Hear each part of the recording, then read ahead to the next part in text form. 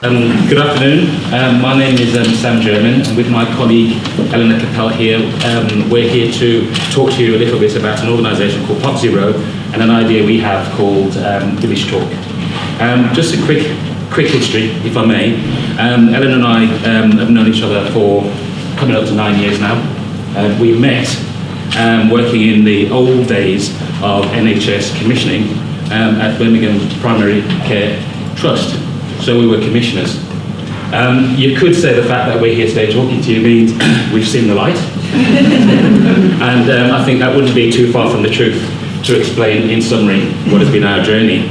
I think the other thing to mention is I'm going to be doing most of the talking, but Eleanor will join us for the questions at the end. And similarly, for those of you who know Eleanor, you can decide whether I drew the short straw or I just do as I'm told. It's up to you to decide.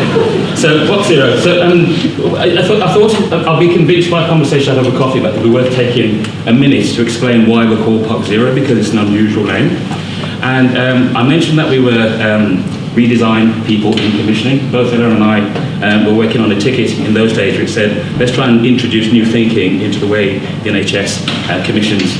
And it turned out to be a much more challenging task than we expected, for reasons which I think will be made clear when we suggest what our idea is. So we have that history of looking differently at how you reach people in communities to redesign statutory services, and that's kind of where we hail from.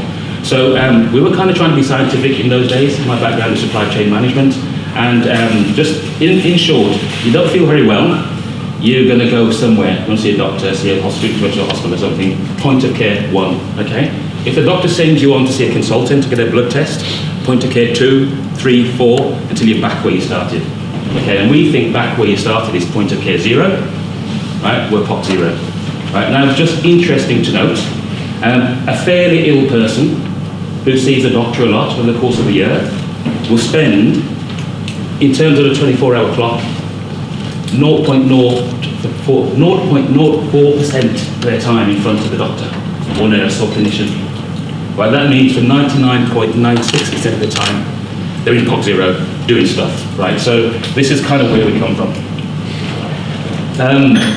We start with the why and we ask the challenging questions in a community setting that get us going on something we think which is amazing possibilities. That's kind of what we offer in terms of community redesign. And we do all our redesign work starting in the community with real people, right? And that's where we want to pitch today for an idea called Village Talk. And we're going to explain to you what Village Talk is. It's nice and simple because it's the opposite to the way we used to commission, right? That's why I say we're out of the dark side. Because in those days, we were so clever, I said we the commissioners, that we could sit in a dark room, never talk to anyone, and come up with the best ideas in the world. And the fact that it didn't work was your fault. Right, that's kind of how we did it. Now we realise that if we go into communities and meet real people and talk to them, rather like the previous pitch does clearly, then that's the place we want to start. That's the place we want to understand their challenges and all that. So our product is called Village Talk. And what Village Talk consists of is 4 easy steps. It sounds easy, but for the commissioners back there, this is scary stuff, because we're going to start in the village. And we're going to get people who live in real places, who understand their communities, and we're going to invite them somewhere into a community-based location, not a shiny office somewhere, with all respect. And we're going to have an exciting conversation with them about what's possible in their areas, what does good look like for them.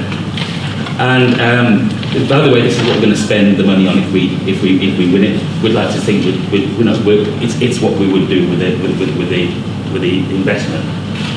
The second thing we want to point out that we would do is at that point discuss what's important for that community group in their terms.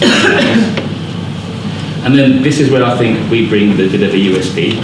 Both Ella and I were talking yesterday. We met with an organisation who do this in 120 countries, and we have the possibility of connecting hyper-local with global best practice.